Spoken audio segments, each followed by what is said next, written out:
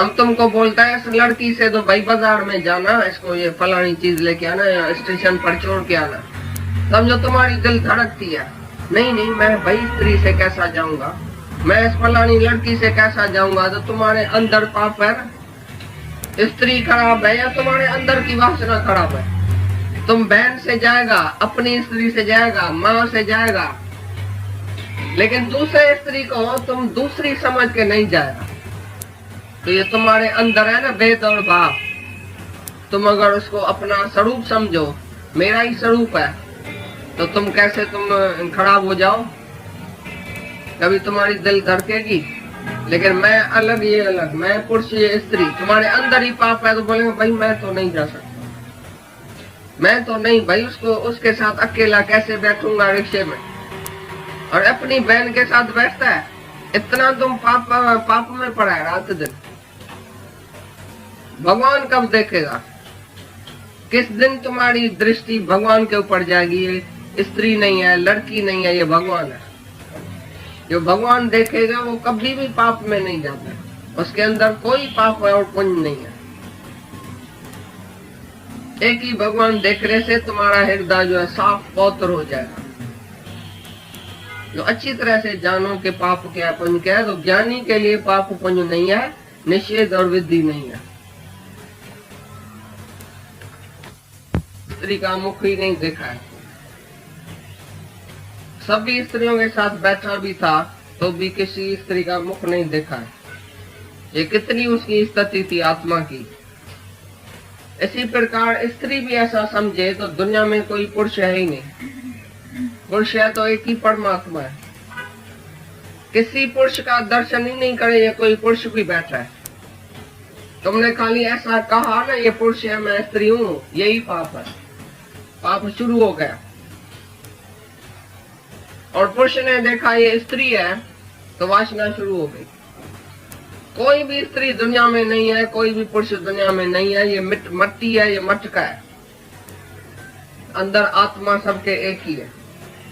शरीर में तुम जाएगा तो जरूर यही पाप करेगा। तुम शरीर में जाएगा पाप जरूर होएगा, और जो आत्मा में रहता है पाप नहीं करता है कभी। स्त्री पुरुष आपस में इकट्ठे रहते हैं घर में, समझो वो उधर सोया पड़ा है, तुम इधर सोया पड़ा है, तुम्हारे अंदर खाली ख्याल है ना ये मर्द सोया पड़ा है, तो बस ये वासना उत्पन्न हो गई। तुम ब्रह्मचर्य में कभी नहीं रहेगा। मर्द सोया पड़ा है या स्त्री सोई पड़ी है, मेरा क्या, ये तो आत्मा है ना। सातकार कोठी में अंदर तुम बंद होके बैठे है तो भी उधर वासना है कि कोई स्त्री है दुनिया में। विश्वामित्र ने तपस्या किया, अंदर में याद था कोई दुनिया में स्त्री होती है जिसका मैंने त्याग किया है। मैं तपस्या करता हूँ, स्त्री का त्याग करता हूँ। स्त्री तो है ना जिसका त्याग करके गया, स्त्री कहाँ से आई। मोहन चाहे मोहिनी स्वरूप मैं ही तो हूँ, आत्मा ही तो है। कहाँ से स्त्री आई, कहाँ से पुरुष आया। तो विश्वामित्र क्यों गिरा, क्योंकि अंदर में वासना थी को स्त्री दुनिया में कोई होती है। तभी भगवान स्त्री के रूप में आया, उसको गिरा के गया। यही है पाप और पुण्य। बाहर से वो पुण्य था, भाई तपस्वी था, अंदर उसके वासना छिपी पड़ी।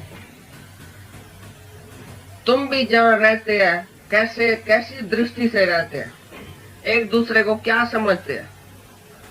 स्त्री और पुरुष इकट्ठे रहते हैं घर में, तुम क्या समझते हैं एक दूसरे को। मैं स्त्री हूँ, ये पुरुष है, या ये भगवान है, मैं भी भगवान हूँ। कौन सी तुम्हारी अभिवृत्ति रहती है घर में। तुम जब उसको भगवान देखेगा और अपने को भगवान करके जानेगा, कोई विकार तुम्हारे अंदर नहीं आएगा। और तुम निर्विकारी एक होएगा तो दूसरा भी निर्विकारी हो जाएगा।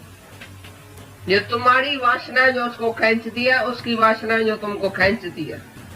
एक की वासना क्षय हो जाएगी, दूसरे की वासना शांत हो जाएगी। तुम अंदर में अपने को देखना, खाली दूसरे को नहीं देखना। तुम बोला मेरे को तो इच्छा नहीं है ना, फलाने को इच्छा है। तुम देखना तुम्हारी इच्छा है जो उसको खींच के आती है तुम्हारे पास। तुम निरिच्छा है तो कोई दुनिया को ताकत नहीं है, सारी दुनिया को जो तुमको टच कर सके, तुमको देख भी सके।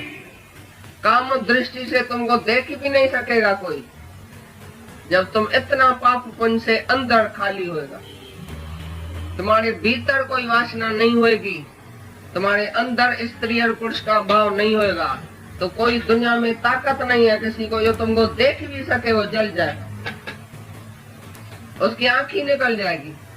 मैं इसको कैसे देखूं स्त्री करके, ये तो भगवान है। तुम पहले अपने को भगवान करके जाना है, निरिच्छा है, निर्वासना है। तुम जो बोलता मर्द ना हमको भाई छोड़ता नहीं, हम तो बड़े निरिच्छा है। मर्द बोलेगा स्त्री ऐसी है गड़ाती है, हम तो निरिच्छा है। ये दोनों पापी है। तुम जो है वो अपने को ठगता है। तुम निरिच्छा है तो कोई दुनिया में नहीं है हस्ती जो तुम्हारे को इच्छा में ला सके। तुम अपने को भगवान करके देखो, सामने वाला भगवान है ही भगवान। बस कर आई अल्लाह। भगवान की दृष्टि, भगवान की वृत्ति से रहेगा तो तुम्हारे अंदर कभी भी पाप पुण्य की लहर भी नहीं उठेगी। पाप पुण्य तो होता भी नहीं है दुनिया में। तुम्हारा ख्याल ही है तो ये पाप है, तुम्हारी इच्छा है तो पाप है। तुम जीव भाव में है, शरीर में है, मैं स्त्री है पुरुष तो पाप है। जैसे कृष्ण भगवान कसम लेता है कि कोई दुनिया में स्त्री नहीं है, मैंने स्त्री का दर्शन भी नहीं किया, वैसे तुम बोल सकते हैं कि मैंने कभी पुरुष का दर्शन ही नहीं किया। पुरुष होता ही नहीं है दुनिया में, एक ही भगवान है। जब एक भगवान देखेगा तभी तुम्हारे अंदर पवित्रता आएगी। भगवान ही देखो, भगवान ही सुनो, भगवान में ही रहो, भगवान में ही रमण करो, तभी तुम्हारे अंदर से हमेशा के लिए पाप क्षय हो जाए। ऐसी साफ दृष्टि से रहो दुनिया में। महात्मा गांधी बोलता है जब हमने अपनी स्त्री से वासना निकाली तो सारी दुनिया की स्त्री मेरे में एतबार रख के आई। भाई ये भगवान है, ये अच्छा है। सब स्त्रियां उसमें एतबार रख के आई। क्यों भाई? इसने अपनी स्त्री को ही त्याग कर दिया है, अपनी स्त्री के साथ ही वो ब्रह्मचर्य में उसको ही भगवान करके देखता है, तो दूसरे के स्त्री में क्या मन रखेगा? तो तुम भी जो घर में रहते हैं आपस में, अपने पुरुष से, अपनी स्त्री से जब वासना निकालेगा तो सारी दुनिया तुम्हारे में एतबार रखेगी तुम भगवान है। जो अवतार हमारे आए थे उसने अपने स्त्री से, बेटे से, धन से वासना निकाली। जब अपने को अपना करके नहीं जाना तब सारी दुनिया का उद्धार कर सका। कौन सा भी अवतार की हिस्ट्री लियो, कोई विषय विकार में गिरा है? सभी ने विषय विकार को जीता है तभी वो भगवान हुए। तो तुम भी ऐसे हो सकते हैं। आज ही असल संकल्प करो अंदर में। पूछो अपने आप से, नहीं पड़ी है क्या करूं? दिन भर तो पाप में पड़े रहते, खाने की वासना, देखने की वासना, सुनने की वासना, भोग की वासना। ये मत समझना किसी का कोई, मान लो उसका पति का शरीर शांत हो गया तो वासना से रहित हो गया। मन का वासा जहां जहां।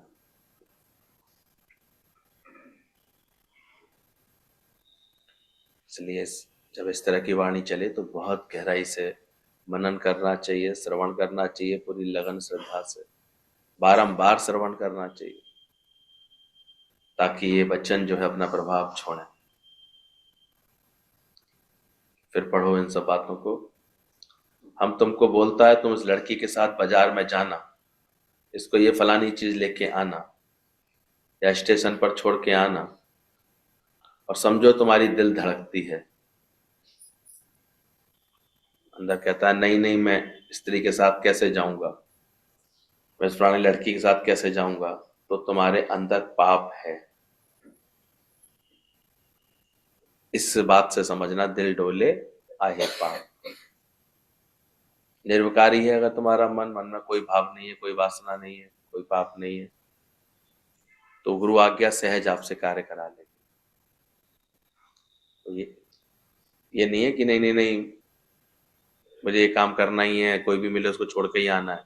और अगर गुरु की कोई आज्ञा है तो तुमको सहज में काम करा ले, और तुम्हारे अंदर एक बार भी ख्याल नहीं आएगा, कोई भी दूसरा ख्याल नहीं आएगा अंदर। तो समझो तुम्हारे दिल धड़कती है, नहीं नहीं मैं स्त्री के साथ कैसे जाऊंगा, तो बोले ये तुम्हारे अंदर पाप है ना। अब बताओ, स्त्री खराब थी या अंदर की वासना खराब थी? तो उसको मिटाने के लिए कोई पुरुषार्थ चल रहा है? उसको खत्म करने के लिए तुम्हारा क्या संकल्प है, सोचो। तुम्हारा भाव बदल जाता है जब तुम बहन के साथ जाएगा, अपनी अपनी स्त्री के साथ जाएगा, माँ के साथ जाएगा, तो तुम बड़े आराम से बैठा के ले जाएगा। पर दूसरी स्त्री के साथ तुम दूसरी समझ के नहीं जाएगा। तो ये तुम्हारे अंदर है ना भेद और भाव। समझाना चाह रहे हैं गीता भगवान कि इसको समझना कि अंदर में जब तक ये भेद रहता है, ऐसे भाव रहते हैं, ऐसे अंदर में खुद के अंदर पाप होता है, तभी ये चित्त ऐसे जो है, ऐसे अंदर में पाप के भाव आते हैं, गलत ख्याल आते हैं, या दिल धड़कता है। अगर उसको अपना स्वरूप समझो, मेरा ही स्वरूप है, तो तुम कैसे खराब होएगा। इसलिए अभ्यास करो ऐसा जैसा बीज गुप्त ने किया था, कि हर वक्त अपनी आत्मा का अभ्यास, ज्ञान का अभ्यास, और लगातार अभ्यास करते रहना।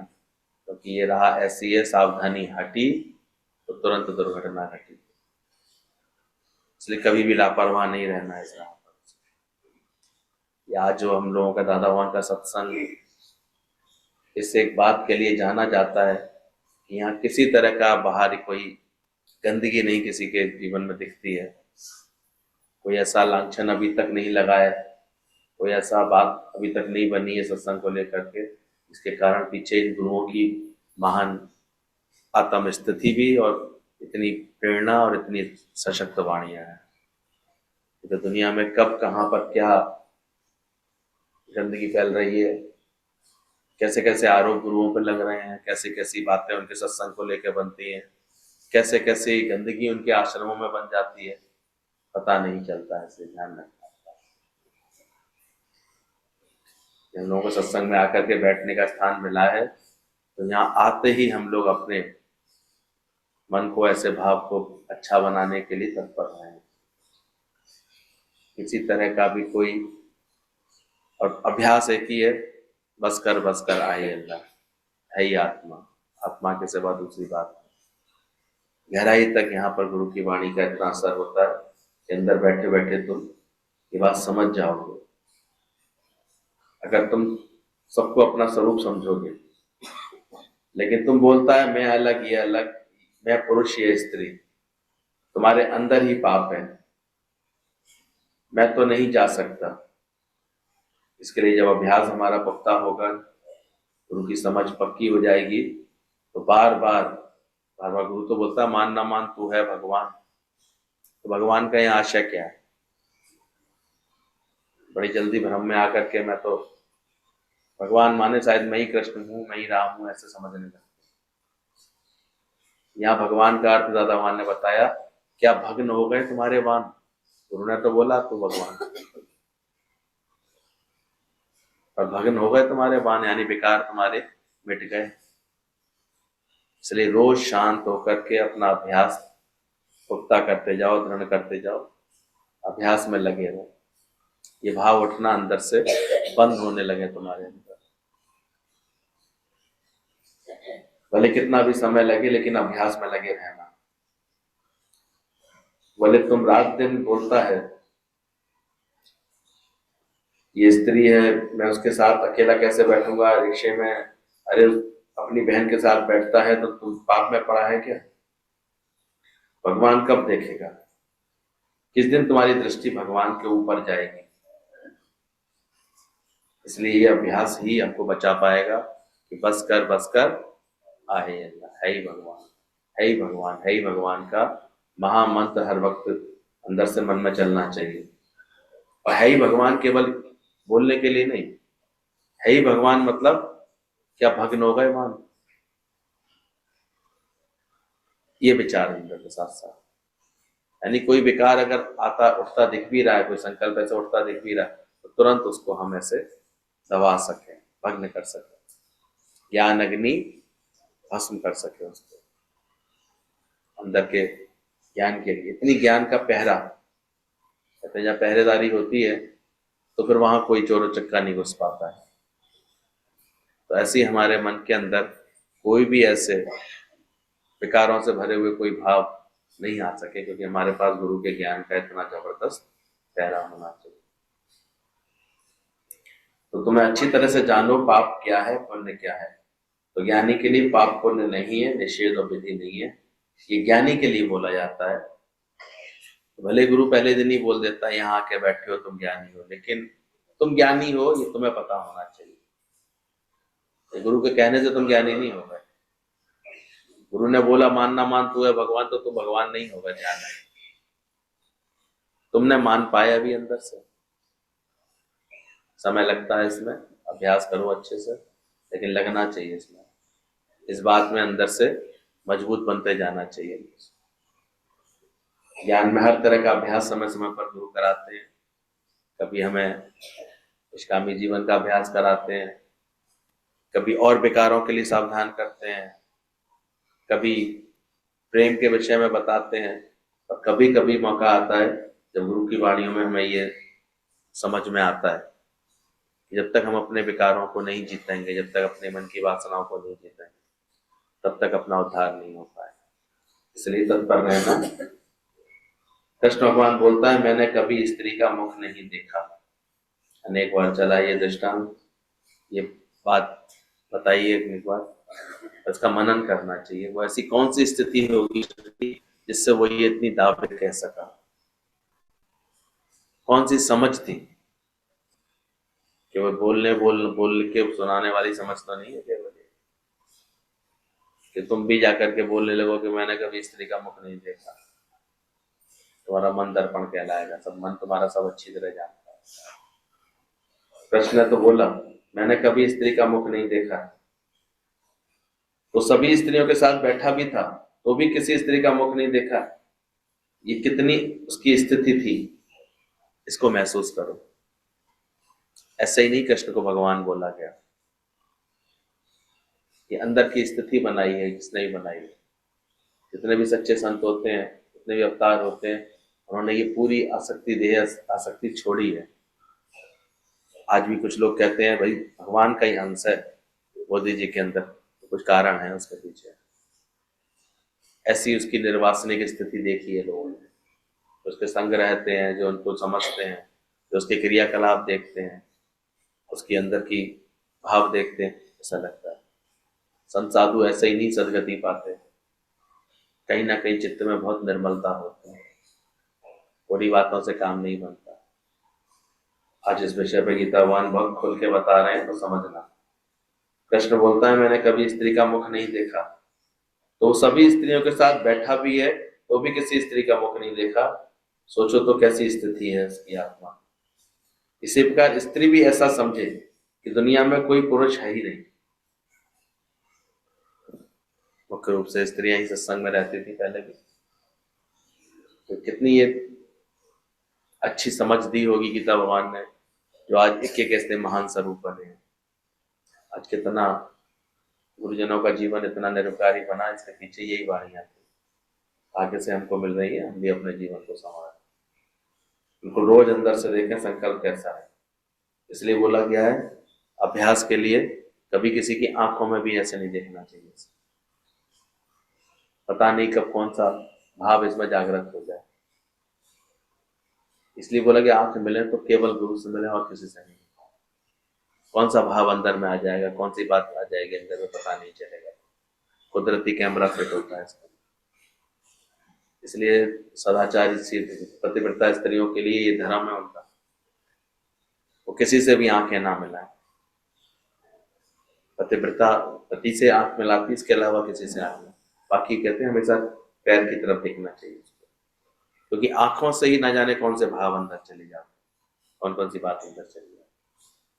सावधानियां हैं, शास्त्रों में बताई गई है। जिन्होंने आचरण अच्छे किए उन्होंने ये सब बातें बताई हैं, तो हमें भी सावधान रहना ही चाहिए इसके।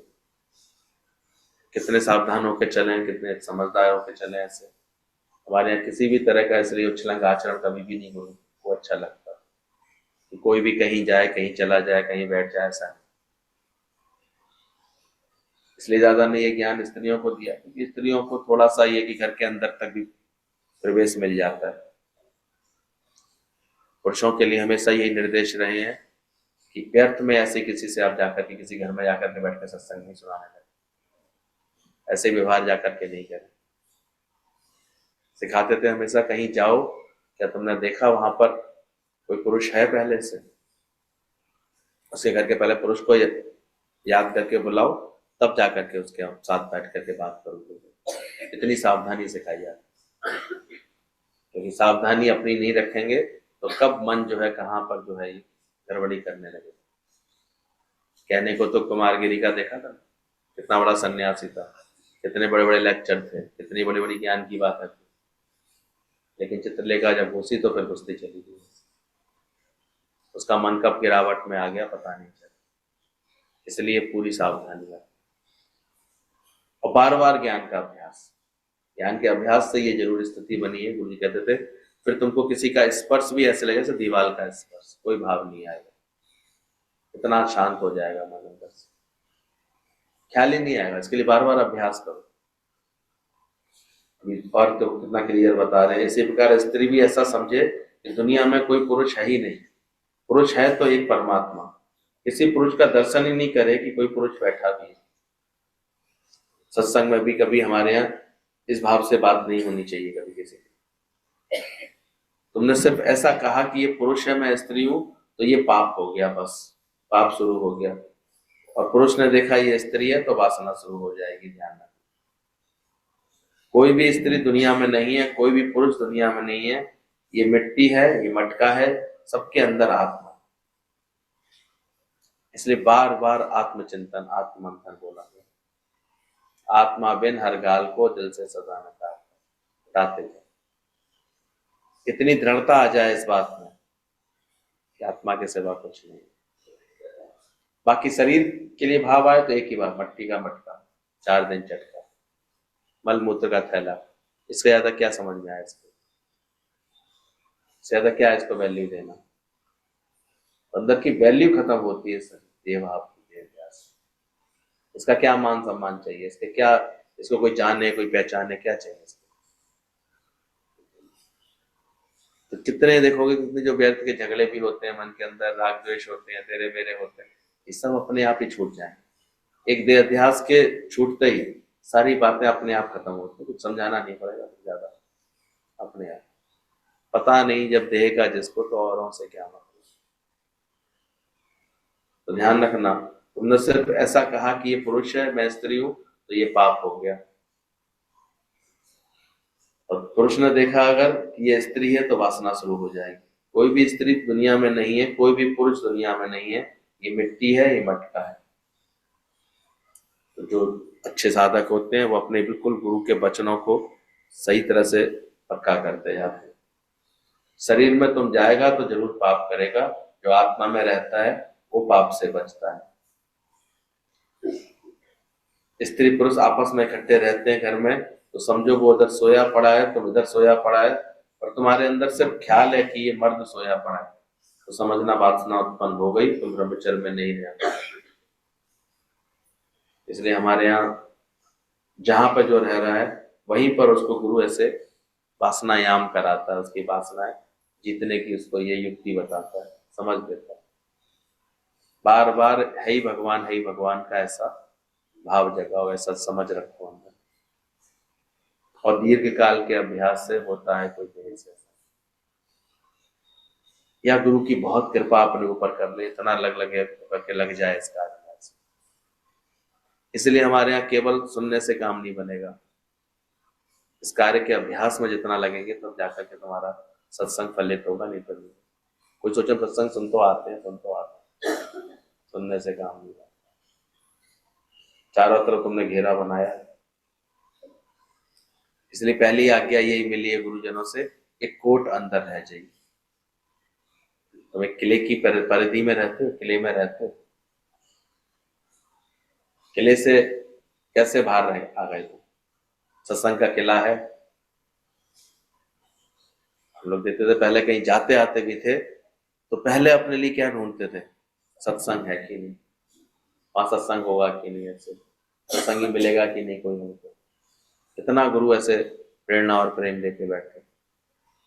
जब अगर गुरु जी को बता दिया होता था फलानी जगह जाने का जो है प्रोग्राम बन चुका है या जाना है, तो तुरंत हमको ऐसे ही कोई सलाह मिलती थी कि वहां जाना, उन लोगों से मिलना, वहां सत्संग होता है, मिल के आओ। तो फिर आप किस किले में रहते हैं? फिर उसके बाद सत्संग के किले में रहते हैं। इसलिए संसारिक और मायावी कार्यों के लिए हमेशा सावधान किया गया। अब तो हम देखते लोग बहुत मनमाना आचरण करते हैं, जाने वाले एकदम लास्ट, लौटने वाले एकदम पहले। देखना बन पाएंगे? ऐसा कर पाओगे? ऐसी समझ होगी तुम्हारे पास? समझना इस बात को। सूक्ष्म करता जाता ज्ञानी अपने मायावी व्यवहार, और उसमें परमार्थ का रंग बढ़ता जाता सत्संग। इसलिए हम लोगों के यहाँ अगर किसी के यहाँ कोई अच्छी लगन वाला होता है ना, और उसके घर में अगर कोई ऐसा कुछ होता है, शादी कार्यक्रम वगैरह कुछ इस तरह का आ जाता है, तो वो सबसे पहले किसको प्रकट करता है? सत्संग। तो उसकी भावों में कौन होता है? सत्संग। सत्संग होना चाहिए। सत्संग का फिर प्रभाव इतना हो जाता है कि फिर वो सारा वातावरण उसका कब गुजर जाता है पता नहीं चलता, कैसे वो पास हो जाती है। और बड़ी जल्दी ही वो सत्संग में आकर के बैठ जाते हैं।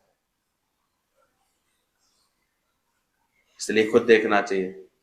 हम तो बड़े आराम से सोच के बैठे आते, अब महीने भर तो हम नहीं जा पाएंगे, हमारे यहाँ जमी हुई है, अब तो शादी है तो 15-20 दिन तो नहीं जाएंगे। पर अच्छे सत्संगियों की पहचान नहीं होती। तो कहते हैं 10 बजे के बाद सारे काम होंगे, पहले 10 बजे तक सत्संग करें। और होते हैं उनके सारे काम, दुनिया के कोई काम नहीं रुक सकते। सत्संग के साथ उनका सारा काम होता है। ये पहचान है, एक कोट अंदर रह जाना। पूछो अपने आप से, किले के अंदर रहती है हमेशा? किला चुना हुआ है? और भी संयम बताते हैं इसमें कि जब भूख लगे तो खाने का भी संयम बोला गया। तो इसलिए खान पान का संयम नहीं रखा है, वो भी ब्रह्मचर्य में नहीं रह पाता। तो जवान के रसों में बहता है जिसका मन अभी भी, उसको भी ब्रह्मचर्य रखने में बड़ा कठिनाई लगती है। जब नींद लगे तो सुखपत सेज पर सोना। गहरी नींद आती है, तब जो नींद आती है उसमें तो एकदम शांत होकर 4 घंटे भी व्यक्ति सो लेता है तो उसकी सारी रिक्वायरमेंट पूरी हो जाती है। सावधानियां सिखाएंगे। पंजो ही मार मगाना, पंच को तो 5 विकार है, इनको निकालते रहना अपने अंदर से। गुरु की शरण में जो बंधे रहते हैं, तो रोज ये अंदर से भाव जगाना। नहीं तो ये भाव आया अंदर में कि मर्द सोया पड़ा है तो बस वासना उत्पन्न हो गई। मर्द सोया पड़ा है या स्त्री सोई पड़ी है, मेरा क्या, ख्याल ये आना चाहिए है तो आत्मा ना। चाहे 7 कोठियों के अंदर तुम बंद होके बैठे हैं तो भी उधर वासना है। अगर तुम्हारे मन में ये भाव है कि कोई स्त्री तो है ही दुनिया में। विश्वामित्र का उदाहरण क्यों बताते हैं? अक्सर ज्ञान की बात चलती है तो लोग यही बात बोलते हैं, विश्वामित्र जैसे गिर गए, विश्वामित्र जैसे गिर गए। ये अपने आप में एक बड़ा बड़ा उल्हाना है। बहुत तपी थे, सालों साल तप किया था विश्वामित्र ने,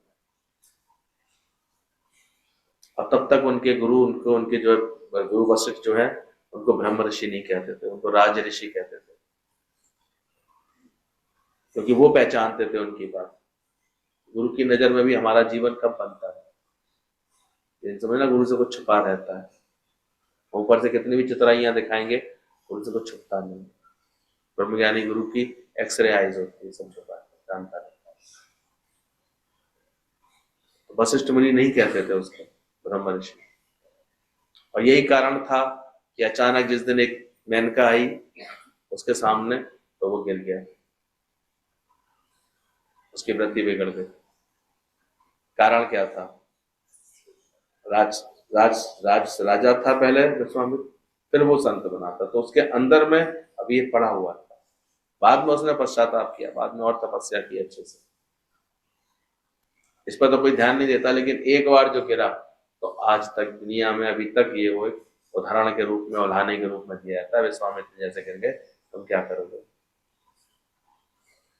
गीतावान कहते थे कभी कोई ऐसा उल्हाना तुम्हें दे तो तुम अनेक चढ़े हुए लोगों का भी नाम बताना, कि कितने लोग चढ़ते भी तो हैं, कि गिरने वालों के नाम लेते रहेंगे। अनेक लोगों ने अपने मन को जीता भी तो है।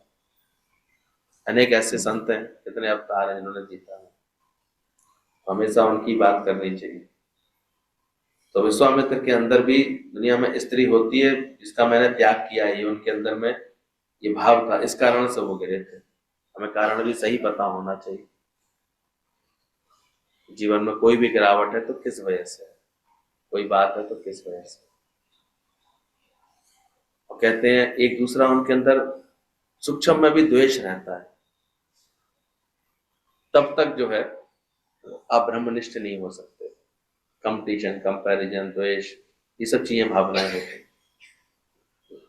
बड़े इतने तपस्वी थे कि दूर दूर तक उनकी तपस्या की महिमा की जाती थी। विश्वामित्र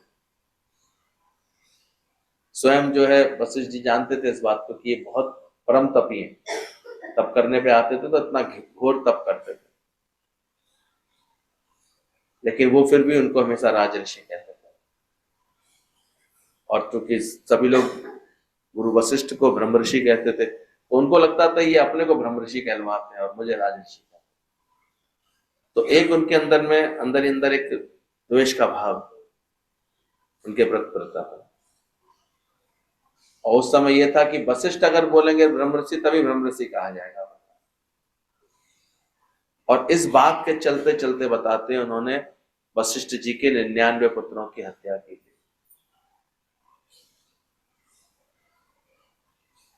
ऐसी ऐसी कथाएं आती हैं कि राग द्वेष में जब चित्त होता है तो क्या क्या करता है।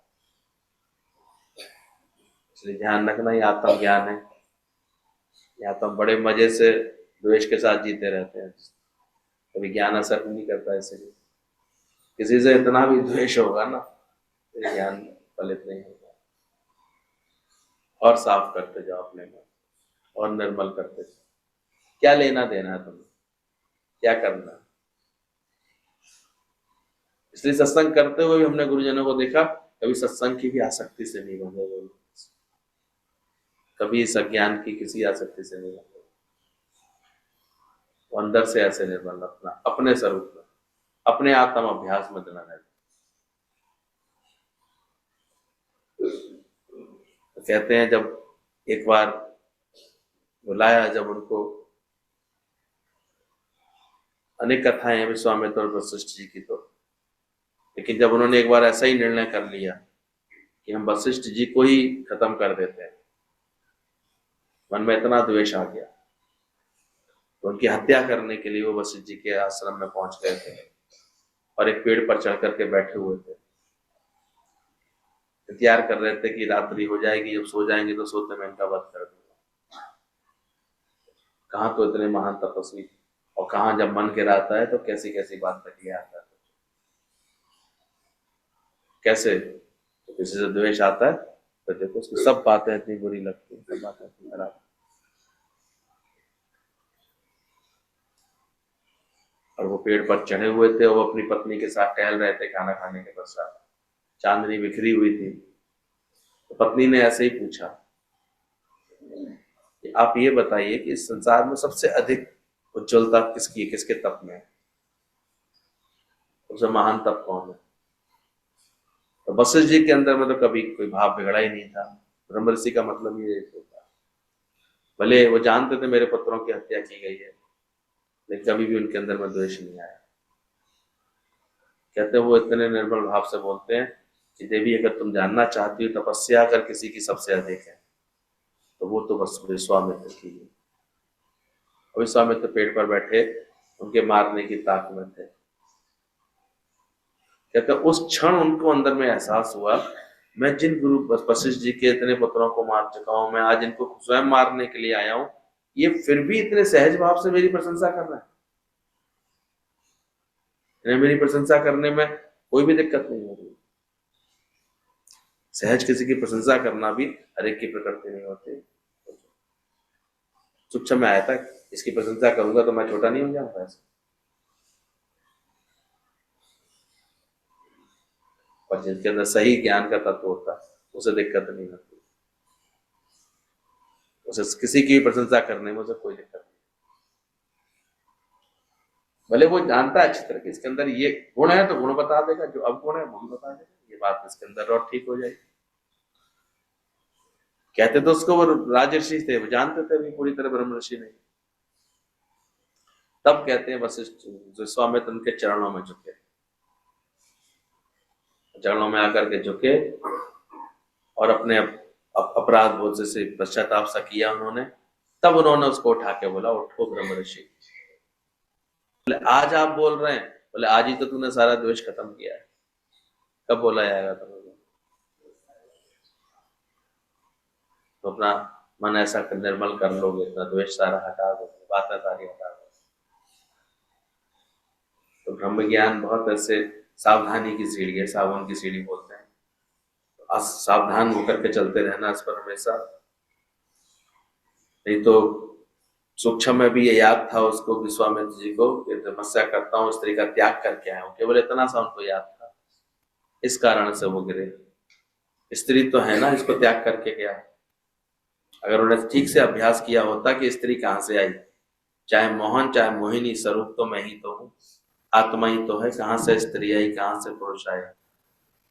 तो विश्वामित्र क्यों गिरा? क्योंकि अंदर में वासना थी, स्त्री दुनिया में कोई होती है। तो मैं अपना अभ्यास कहाँ तक बढ़ाना है, इसका इशारा मिल रहा है। अगर तुमने स्त्री देखी, मानते भी स्त्री है कोई दुनिया में, पुरुष है कोई दुनिया में, तो फिर कभी भी चूक हो सकती है। इसलिए एक ही भाव रह जाए, एक ही बात रह जाए, बस कर आए, चुप कर एकदम से शांत कर, है ही भगवान, है ही भगवान। लगातार ये अभ्यास करो। तो विश्वामित्र क्यों गिरा? क्योंकि अंदर में वासना थी, स्त्री दुनिया में कोई होती है, तभी भगवान स्त्री के रूप में आया और उसको गिरा के गया। कितनी सुंदर बात बोल रहे हैं गीता में। जब तक अंदर में वासना होती तो भगवान ही स्त्री बनकर आया था। वो भी कोई चीज कराई की वासना में होगी तो वो उस रूप रख कर आ जाएगा, पर तुम दोष लगाते रहना। स्त्री आ गई थी इसलिए ऐसा हो गया, तो देखी क्यों, माना ही क्यों तुमने? अपने अभ्यास में दृढ़ नहीं थे। और जो अच्छा अभ्यास कर लेते हैं तो गुरु जी कहा करते थे 100 छोरियों मारेंगे, 100 छोरियां भी आकर के ऐसे निर्वस्त्र होकर के भी विचरण कर लें उसके सामने, उसका मन नहीं टिकता है। इतना अंदर से भाव बन जाता है, इतना अंदर से ज्ञान पक्का हो जाता है। तो कौन आके गिरा के गया? भगवान ही स्त्री रूप में आया और उसको गिरा के गया। यही है पाप और पुण्य। बाहर से तो पुण्य था, तपस्वी था, लेकिन अंदर में वासना छिपी पड़ी थी। तो कभी भी ये मत कहना कि कोई दूसरा हमें गिरा रहा है, अपनी ही सफाई में कमी है। अभी है खोट अपने अंदर जो भगवान से है। इसलिए सत्संग समझने वाले को कभी भी उसे सारा प्रसार जो करना अपने साथ करना है। मन अंतर से बुरा मिटाना तो दिखे सकल सृष्टि साजना। साजना यानी आत्मा, भगवान। सारी सृष्टि उसे किसका रूप दिखेगी? अच्छे से इन सब बातों को आज समझना, बार बार पढ़ना, लिखना। तुम भी जहां रहते हो तो कैसी दृष्टि से रहते हो, एक दूसरे को क्या समझते हैं? स्त्री और पुरुष इकट्ठे रहते हैं घर में तो तुम क्या समझते हो एक दूसरे को? अगर अभी भी ये समझते हो मैं स्त्री हूं, ये पुरुष है, या ये जान रहे हो कि ये है ही भगवान, कौन सी वृत्ति रहती है अभी घर में? इसलिए बार बार ये अभ्यास, निरंतर अभ्यास, दीर्घ काल का अभ्यास आवश्यक है। पूरी तरह ये भाव खत्म हो जाए। कई सत्संग में, लक्ष्मीवान वाले सत्संग में तो बाहर से भी ये बुलवाते हैं कि संत जी बोलो, भगवान करके बोलो, बड़ा योगी छोटा योगी करते। लेकिन ये भी बोल के देख लिया, लेकिन फिर भी बात तो ये नहीं, भाव तो ये रहा कि मेरा ही बच्चा है। पूरी तरह कहाँ जाना है कि योगी है? सावधानी आती है? कभी सावधान रहते हो? किस भाव से बात करते हो अपने बच्चों से? सोचो। जानते हो वो भी योग स्थापित करने आए हैं, वो योगी है, भगवान का अंश, भगवान के रूप में आए। खत्म, उससे ज्यादा मेरा कोई लेना देना नहीं। बस कर आए। बाकी उनके स्वभाव संस्कार, उनकी बात है। किसी से भी प्रभावित होना बंद कर दो, अंदर से। पीछे बंद कर लो खिड़की को, हवा आ रही होगी तो बस कर आए अल्लाह। बार बार अभ्यास करो। मैं स्त्री में पुरुष है, या ये भगवान है, मैं भी भगवान हूं। कौन सी वृत्ति में रहते हो अपने घर परिवार? तुम जब उसको भगवान देखेगा तो अपने को भी भगवान करके जानेगा, तो कोई विकार तुम्हारे अंदर नहीं आएगा। आज रामकृष्ण परमहंस को ये भगवान तार गुरु में बोला, उसके पीछे उसकी यही सारी सावधानी और ऐसा ही अभ्यास था। कहते हैं विवाह भी उनका हुआ था, छोटी कन्या से किया उन्होंने, तो एक तो जानबूझ करके, और तब से ही उसे मां का रूप देखा। इतनी अंदर की साधना रखी, और फिर इतना निर्मल होगा कि भले रहते थे साथ साथ, लेकिन सिवाय ज्ञान चर्चा के आपस में कोई चर्चा नहीं। और आज अब हम लोग भी अपने श्याम भगवान के आदर्श को ऐसे देखते हैं कि भगवान श्याम भगवान का आदर्श इतना ही ऊंचा आदर्श है, इतनी तपस्या में रहे वो दोनों। और ये कोई साधारण बात नहीं थी, इसलिए आज अवतार, आज ये जब अवतारी रूप निकल के आया है गुरु का, वो इसीलिए आया है निकल के, ऐसे थोड़ी आता है। उसके रामकृष्ण परमहंस के लिए कहते थे कि एक बार विवेकानंद ने परखने की भी कोशिश की कि देखें ये क्या करते हैं। देखा भी, पत्नी है तो रात में रहते तो कैसे रहते हैं, देखा। बैठे वो लोग, ज्ञान की वार्ता हुई आपस में, फिर सब निश्चल भाव से ऐसे शांत बैठ गए। तो बाहर निकले सुबह गुरु, तो उन्होंने ताड़ लिया था कि विवेकानंद ने आज जो है कुछ कौतुक किया है। उन्होंने वाणी में उसको सावधान कर दिया, गुरु को परखो, सुबह परखो, शाम को परखो, लेकिन परख लो तो फिर विश्वास दृढ़ रखना।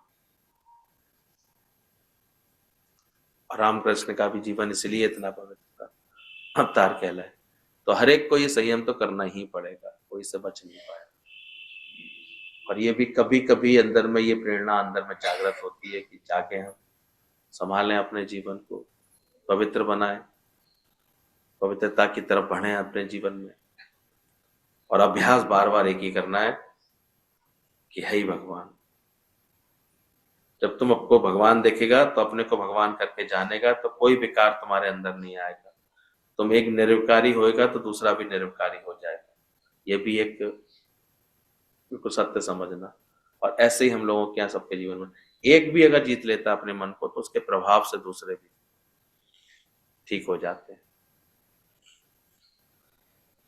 क्योंकि ये सब अंदर का खेल है सारा। अंदर में अगर कोई वासना है तो वैसे ही खींच होगी अंदर, नहीं तो शांत हो जाएगा। ये तुम्हारी ही वासना है जो उसको खींचती है। कोई कहते हैं ना हमको पुरुष छोड़ते नहीं है, तो हकीकत में होती है उनकी खुद की वासना। और नहीं तो फिर ऐसा देखा है, अगर ठीक से उसने अपनी वासना को जीत लिया है पूरी तरह, तो फिर कोई दूसरा आंख उठा के देखना भी नहीं चाहेगा। इतनी इसमें सत्यता है इस बात। उसको भी अंदर में समझना कि हम तुम्हारी ही वासना, गीतावन कह रहे हैं, जो किसी को खींचती है उसको भी उसकी ही वासना है जो तुमको खींचती है। तो ये खींच कभी कभी जो होती है अंदर में, मन के अंदर, तो ये इसीलिए होती है कि अभी वासना अंदर पड़ी होती है। एक की वासना क्षय हो जाएगी तो दूसरे की वासना भी शांत हो जाएगी। समझ रहे हैं क्या कहना चाह रहे हैं गीता भगवान?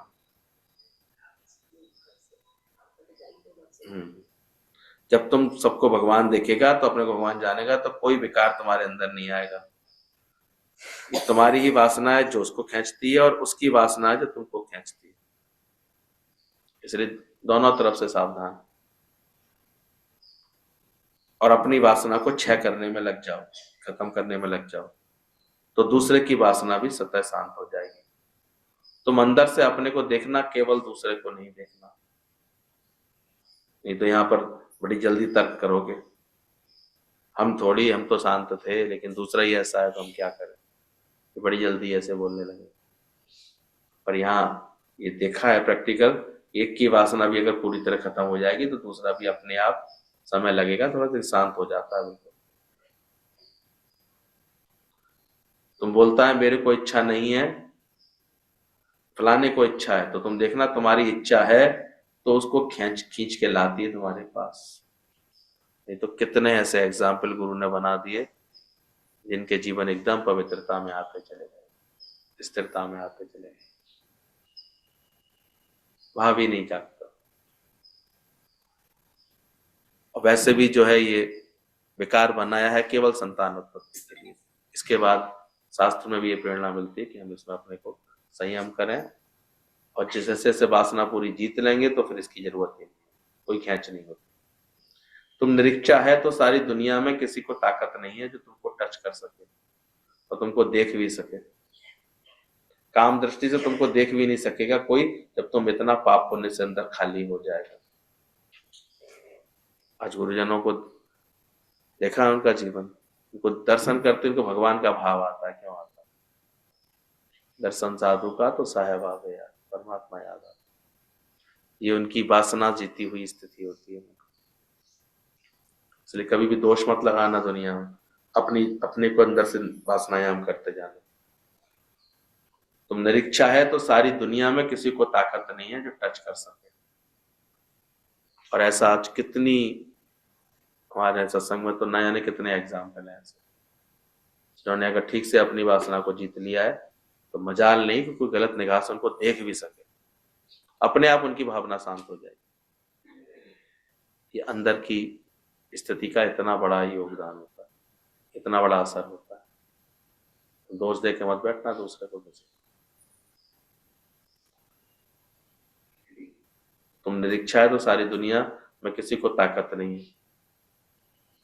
तुम्हारे भीतर कोई वासना नहीं होगी, तुम्हारे अंदर स्त्री पुरुष का भाव नहीं होगा, तो दुनिया में ताकत नहीं है किसी को जो तुमको देख भी सके। वो जल जाएगा, उसकी आंख ही निकल जाएगी, वो बोलेगा इसको देखूं कैसे स्त्री करके, ये तो भगवान है। ये परिवर्तन होते देखे हैं, लोगों ने अपने अनुभव बताए हैं, ऐसी स्थिति बनी है। कहाँ ये छूट जाती हैं बातें जीवन की पता नहीं चलता है, बस अंदर की सफाई हो तो। और जब तक गंदगी है तब तक बंदगी नहीं है। जहां सफाई है वहीं खुदाई है, इसमें कोई शक नहीं रखना इस बात में। तुम पहले अपने को भगवान करके जानना है तुमने। निरीक्षा है, निर्वासना है तुम। पूरे दुनिया में उसकी आंखें ही निकल जाएंगी, वो बोलेगा इसको कैसे देखूं स्त्री करके, ये तो भगवान है। तो इसलिए तुम अपने भगवान पने में आते जाओगे, सही अभ्यास में रहोगे, तो एक दिन ऐसा होता ही है कि दुनिया भी तुमको भगवान करके जानने लगती, जानती कि कितने पवित्र कितने साफ, ऐसे ऑटोमेटिक जानते। कहते हैं महात्मा गांधी ने भी ये बात बोली थी कि जब मैंने अपनी स्त्री से वासना निकाल ली, फिर सारी दुनिया की स्त्रियां मुझ में विश्वास रख करके आई। ये महात्मा गांधी ने अपनी माई एक्सपीरियंस विद ट्रुथ में ये लाइन लिखी है, वो भी इस अनुभव को प्राप्त हुए। तो क्या हम नहीं कर सकते सत्संग में आने के? तुम पहले अपने को भगवान करके जाना है, निरीक्षा है, निर्वासना है। तो ऐसी स्पष्ट वाणियां तो किसी शास्त्रों में भी नहीं मिलेंगी जो गीतावान की वाणियों में। ये सही बात और सही समझ, प्रैक्टिकल एकदम समझ, कहीं भ्रम नहीं है किसी तरह का। बाकी समझने में देर लग रही है तो बात अलग।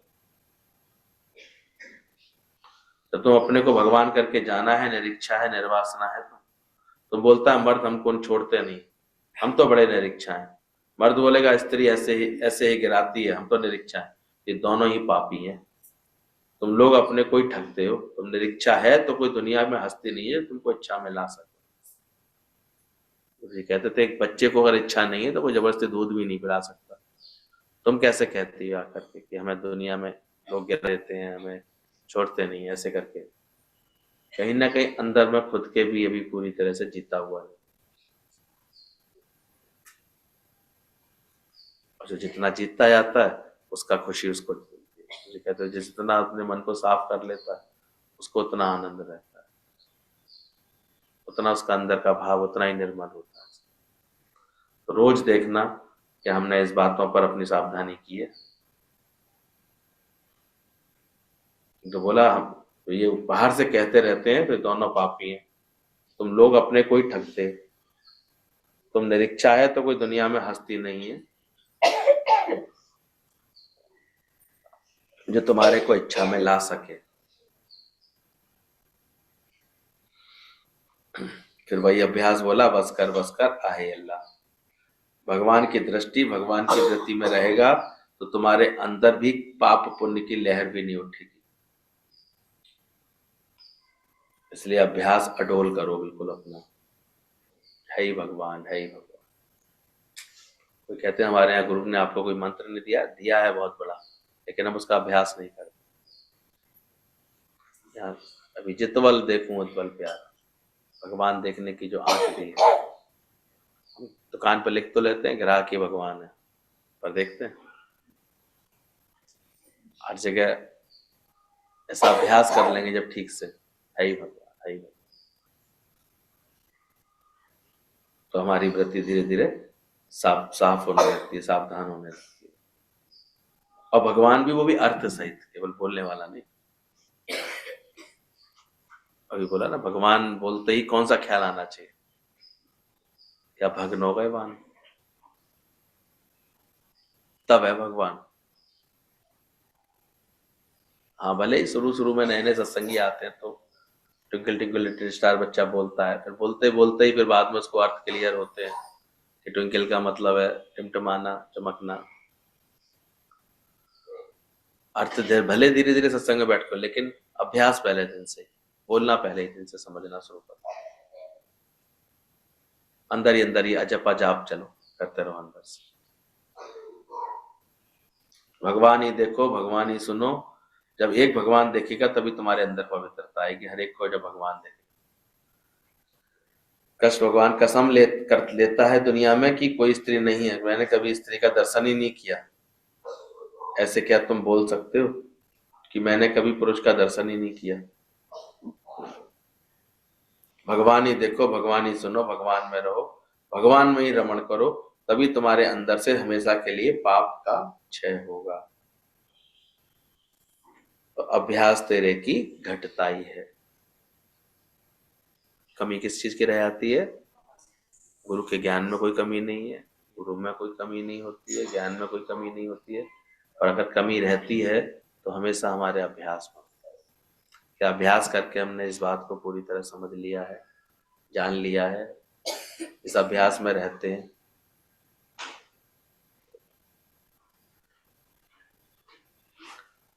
तो बोला अंदर से भगवान ही देखो, भगवान ही सुनो, भगवान में रहो, भगवान में ही रमण करो, तभी तुम्हारे अंदर से हमेशा के लिए पाप क्षय हो जाएगा।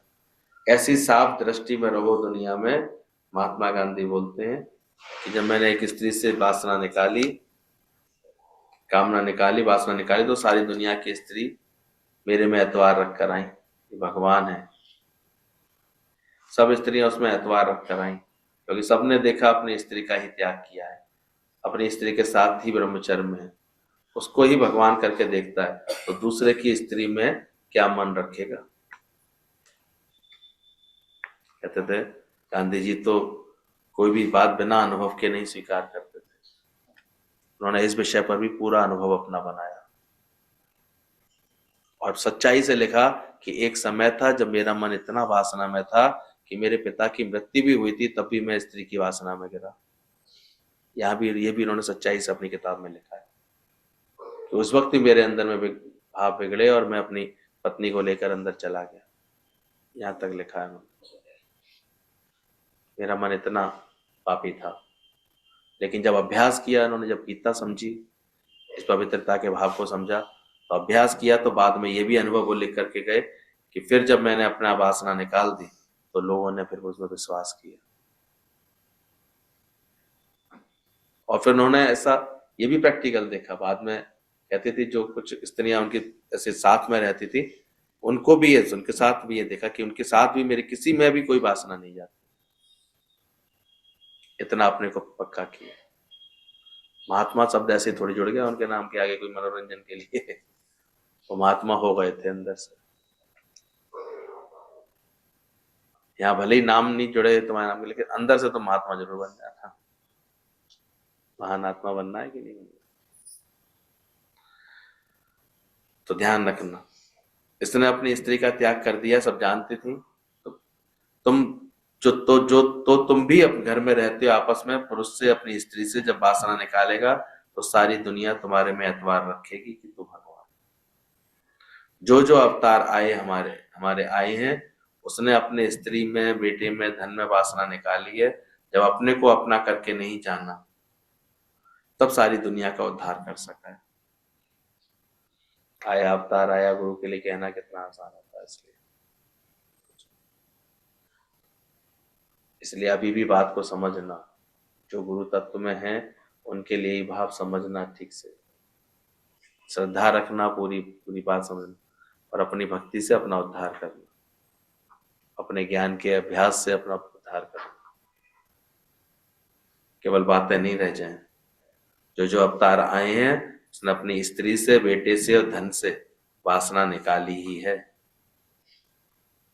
अपने को अपना करके नहीं जाना, अपना आप भुलाया जब उन्होंने। भजन गाते ना, जब अपना आप भुलाया तो दर्शन हुए तुम्हारे, तब भगवान तुम्हारे में दर्शन होते हैं। हम भी जब अपने अहंकार को पूरी तरह नाश करते हैं, मिटाते हैं, अपना आप भूलते हैं, बार बार ये अभ्यास करते हैं, तब गुरु जी कहते थे अतिथि है, न जाने किस स्थिति में वो प्रकट हो जाए, कब हमारे जीवन में प्रकट हो जाए। कौन से भी अवतार की हिस्ट्री लियो, क्या कोई विषय विकार में गिरा है?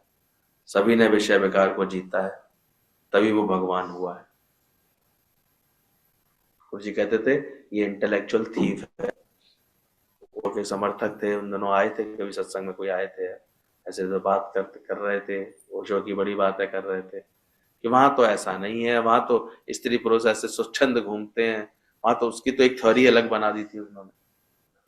विषय विकारों कोई परमात्मा से मिलने के लिए सहयोग रास्ता बता रहा था वो, तो उस तरह से गीतावान कहते थे वो एक नंबर का इंटेलेक्चुअल थीफ है। वो रॉकिंग चेयर है, केवल पहुंचाएगी कहीं नहीं। और इसलिए आज सब ओशो के जितने भी चेले चपाटे हैं, वो ज्ञान की बड़ी बड़ी बातें करते हो तो बहुत मिल जाएंगे, लेकिन अंदर से सबके जीवन बड़े। एक हमारे यहाँ आते थे, माने नहीं, अभी इतनी दुर्दशा हुई पड़ी। उस वक्त हमने बहुत कहा मैंने कि हमारी सच को समझो, बात को समझो, ये ऐसे ही नहीं है, कोई मजाक नहीं है। तो भ्रमित रहते हैं बहुत से लोग, संत लोग भी ऐसे ही। इसलिए खुद उसका अंत कहते हैं, जेल में ऐसे जहर दे दे करके मारा गया था, क्योंकि वो गलत परंपरा बना रहा था, गलत बातों की वो कर रहा था, गलत तरीके से था। हो सकता है उसको अपने ज्ञान की उपलब्धि हो, ब्रह्म ज्ञानी किसी को गलत सही तो नहीं कहता है, लेकिन ये बात समझना, अंतर्मन निर्मल हुए बिना कोई ना पहुंचे इस पद पर बिना कुर्बान। तो समझना, कोई भी अवतार ऐसा नहीं है हिस्ट्री में कि कोई विषय विकार में गिरा है। देख लो, सारी हिस्ट्री में उठा के देख लो। कहते थे देखो, ऐसे कृष्ण को भी कई बार ऐसे परखा उसको, और हमेशा उसको निर्मल पाया। इतना उसका पवित्र जीवन था, उसका प्रेम भी था अगर राधा से तो पवित्र प्रेम था, उसमें कहीं कोई वासना नहीं थी, कोई ऐसा भाव नहीं था। तो कोई भी अवतार को लियो हिस्ट्री में, क्या कोई विषय विकारों में गिरा है? सभी ने विषय विकारों को जीता है। विचार करके देखो, 14 वर्ष वनवास में कैसे रहे होंगे। मतलब कुछ पहले भी तो पैदा हो सकते थे, पत्नी थी, साथ गई थी, लेकिन वो पूरे वनवास के पूरे नियम में रहे। ये संयम जिसके जीवन में होता, तब आज भगवान बोला गया। और उसके बाद भी कहते हैं राम भगवान, आराम से पूजा समेट कर गुप्तार घाट पर चले। तो ऐसे लोग जो कर्म करते हैं फिर उनकी उनकी बाद में उनकी डंका बजता वो अलग बात है, लेकिन वो नहीं अभिमान में होते कि वो कुछ उन्होंने कुछ किया है कि तिलक छापे लगा के दिखाएं कि हम तो बड़े भारी महात्मा हैं, बड़े पंडित हैं, बड़े योगी, बड़े ऐसे। जो जाने मैं कुछ करता तब तक उसको, इसलिए बहुत सावधानी का मार्ग है ये और पवित्रता का मार्ग है। तो तुम भी ऐसे हो सकते हैं। आज से असल सच में संकल्प करो।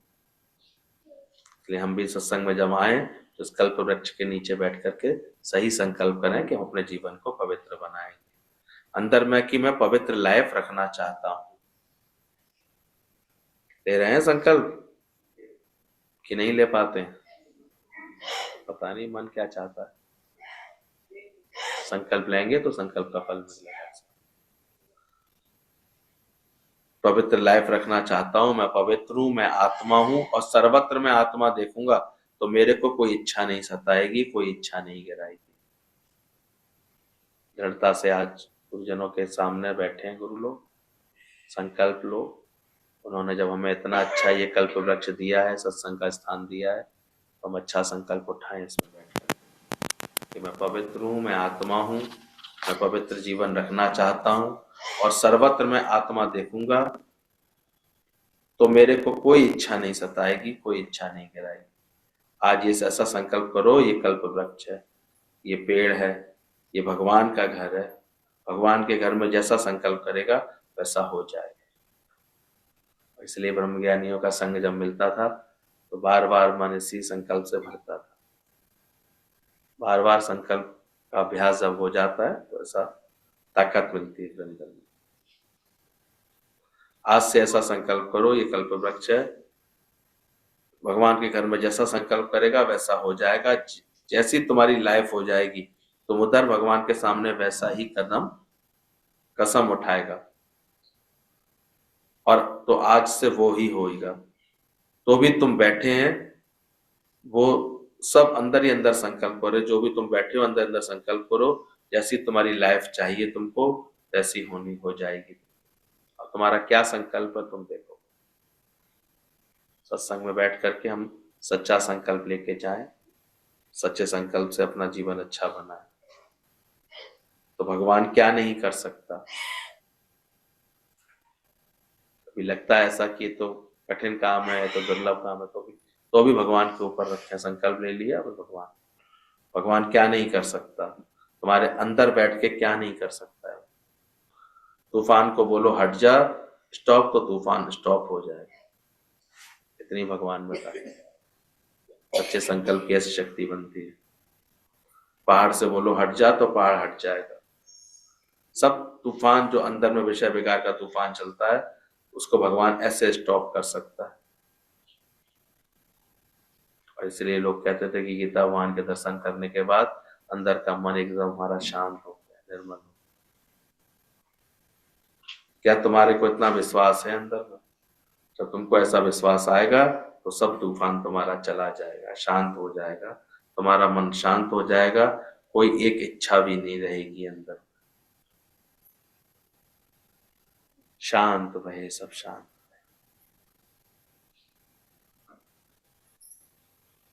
सुनी होंगी वाणियां पहले, लेकिन इस बार पढ़ के और सुनने में कुछ अलग ही अनुभव बन रहा है कि अच्छा संकल्प कर लेना। सच है कि कुछ साल तो ऐसे ही निकल जाते हैं हमारे सत्संग में आते आते, हाथ से देखते देखते, थोड़ा समझते थोड़ा भूलते, लेकिन फिर समय आने पर हमको सही चेतना आ जानी चाहिए। तो संकल्प क्या करें?